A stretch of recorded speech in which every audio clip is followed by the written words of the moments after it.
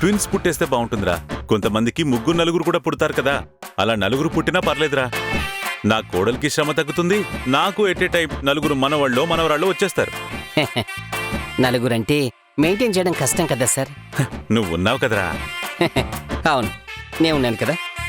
మరి రోజా నలుగురికి మూతులు ముక్కులు తుడుచుకుంటూ డైపర్లు మార్చుకుంటూ నానా సేవలు చేయాలి కదా సార్. నువ్వు ఉన్నావు కదరా. నేను ఉన్నాను కదా. అన్నట్టు కాస్త పెద్దయ్యాక వాళ్ళని రెడీ చేసి స్కూల్కు తీసుకెళ్ళాలి కదా సార్. అవును, ఒక పూట నేను తీసుకెళ్తే ఇంకో పూట నువ్వు తీసుకెళ్తావు. వాళ్ళని పెంచి పెద్ద చేసి పెళ్లిళ్ళు చేయాలి కదా సార్. ట్విన్స్ అంటే దొరకడం కష్టం కదా సార్. నువ్వు ఉన్నావు కదరా, పట్టేస్తావులే. ఆ నలుగురికి పిల్లలు పుడితే మీకు ఇంకో డజన్ మంది మునిమన వాళ్ళు పుడతారు కదా సార్. వాళ్ళని చూసుకోవడం కష్టం కదా సార్.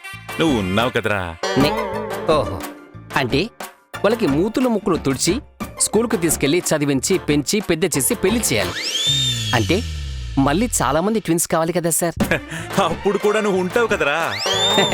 ఓహో, మీ మనవళ్ళకి పెళ్లి చేయడమే కాకుండా వాళ్ళకి పుట్టే సంతానాన్ని చూసుకోవడానికి కూడా నువ్వు ఉంటావు కదరా. ఆహా